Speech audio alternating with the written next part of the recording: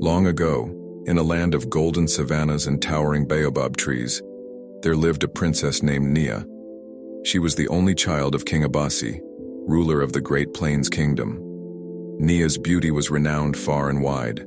Her skin shimmered like the morning sun, her eyes sparkled like the stars, and her grace was said to rival the flow of the great Zambezi River.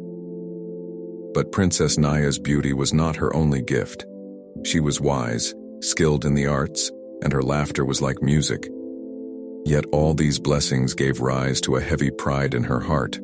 Nyah held herself above others, and no suitor, no matter how noble or brave, seemed worthy in her eyes. Kings and princes from distant lands came with treasures and gifts, hoping to win her hand, but Nyah dismissed them all. Her father, King Abasi, grew troubled, for whispers began to ripple through the kingdom.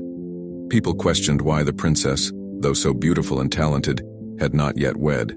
In his wisdom, the king devised a plan with a young neighboring ruler, King Ajani, known for his cleverness and kind heart. A proclamation was made. On Princess Nyah's next birthday, the first man to enter the village gates at sunrise shall wed her. When the day arrived, the village bustled with anticipation. Drummers played, the people gathered, and Nyah sat in her royal robes, expecting a grand prince.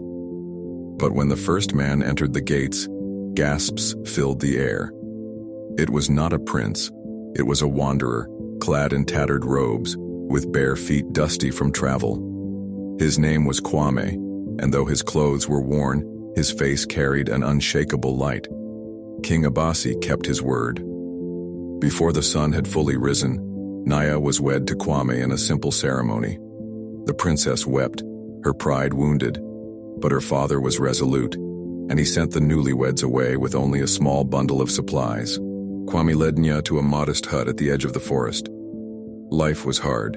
Nyah, who once sat on silken cushions, now gathered firewood and fetched water. Kwame was patient and kind, always encouraging her with gentle words, but he insisted that she learn the ways of simple living. Days turned to weeks, and weeks to months. Nyah's hands, once soft as petals, grew calloused. She no longer looked down on others but found joy in small things: a cool breeze, a hearty meal, Kwame's songs at sunset. Her heart softened, and she began to love the man who had been her companion in hardship. One day, Kwame told Nyah they must move to a nearby village. There, he handed her a bundle of clay pots and said, "Take these to the market and sell them. This will help us start anew." Nyah, though hesitant, obeyed. But the market was bustling, and she felt awkward among the traders. As she stood nervously with the pots, a horseman galloped past, startling her. The horse knocked into her stall, shattering all her wares.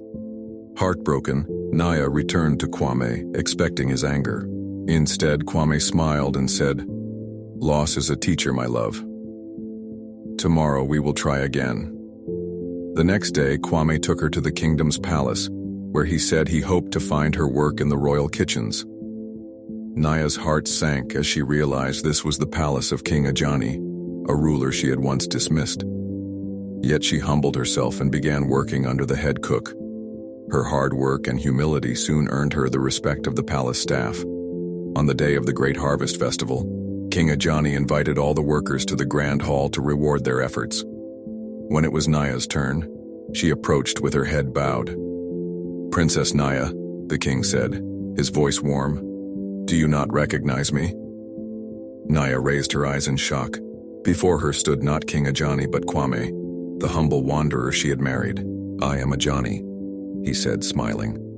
"Your father and I devised this plan to teach you the true worth of life and love. I disguised myself to show you that pride blinds the heart, but humility opens it to joy." Nyah fell to her knees, tears streaming down her face. "My lord, forgive me," she whispered. Ajani raised her up and said, "There is nothing to forgive, my queen. You have learned the greatest lesson of all, that true beauty lies in love, kindness, and humility." And so, they ruled together, not as a proud princess and a clever king, but as two hearts united by wisdom and love. To this day, the elders tell their tale by the fire, reminding all who listen that pride may shine bright, but it is humility that lights the way to true happiness. Moral: true greatness lies not in beauty or pride, but in love, humility, and the strength to grow through life's challenges.